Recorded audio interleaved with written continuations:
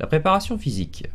Dans ce chapitre, nous n'allons pas traiter de la préparation physique en tant que facteur de développement des qualités de force, vitesse, endurance, coordination ou souplesse, mais plutôt d'essayer de voir ensemble un certain nombre d'exercices qui s'approchent du Stalder et qui ont pour but de faire ressentir à la gymnaste quel type de contraction, de tension ou d'étirement elle pourrait ressentir dans telle ou telle phase du geste.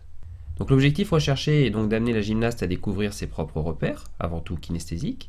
Ceci devrait lui permettre de se construire une image plus précise du geste à réaliser, et normalement cela devrait l'aider lors des éducatifs, lors des exercices d'apprentissage, à essayer de retrouver le bon placement.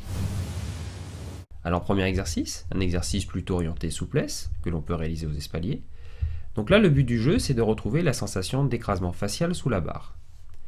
Donc on retrouve la notion des pieds qui restent dirigés vers le bas, avec le bassin au niveau des épaules, comme nous l'avons déjà vu.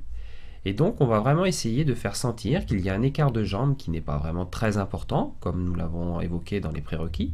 Donc la souplesse ne devrait pas aller jusqu'à un écrasement facial maximal. Donc là, évidemment, la position des bras est légèrement trop ouverte, mais ce qui nous intéresse, c'est vraiment cette notion des cuisses qui viennent frôler le buste et ce dos qui s'arrondit. On doit bien sentir la tension au niveau des ischios à l'arrière des genoux. Ensuite, autre exercice, cette fois-ci dans la même configuration, mais orienté plus sur la contraction musculaire. Donc là, nous utilisons un impulseur placé sous la poutre, qui fera office de barre dans cet exemple. Et là, le but du jeu est de descendre les pointes de pied le plus bas possible, comme on peut le voir.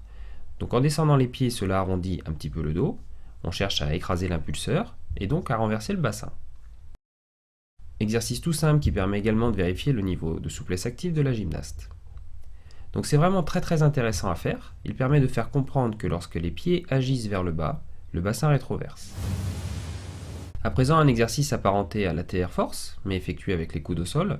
Donc ici, l'objectif est à la fois de faciliter l'exécution de l'ATR force, mais également de sentir dans la phase de fermeture, ici avec les fesses au-dessus des épaules et le dos bien arrondi, que les jambes passent bien par le côté pour aller jusqu'à l'équilibre et non pas par une fermeture qui serait plus proche d'une fermeture jambes serrées.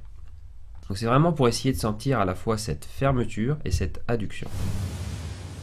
Après, on peut faire évoluer l'exercice vers quelque chose qui sera un petit peu plus physique si vous le souhaitez. Donc là, avec une caisse et un bloc de mousse pour prévenir les passages par-dessus la verticale. Donc là, c'est la même chose, toujours en cherchant à passer par le côté. Enfin, dernier petit exemple d'exercice. Donc là, on se retrouve un petit peu plus dans la position de chandelle, toujours aux espaliers pour essayer de retrouver la sensation des barres asymétriques.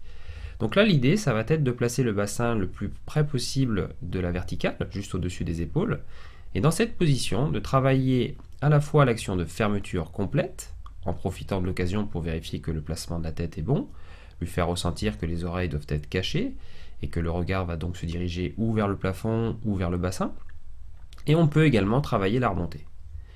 Donc ce qui est intéressant avec les espaliers, c'est que cela impose de passer les pieds sur le côté, même si là, la phase finale est un peu fausse, puisque les épaules devraient ouvrir avant d'avoir cette action-là, mais c'est vraiment pour faire sentir que les pieds passent latéralement de chaque côté.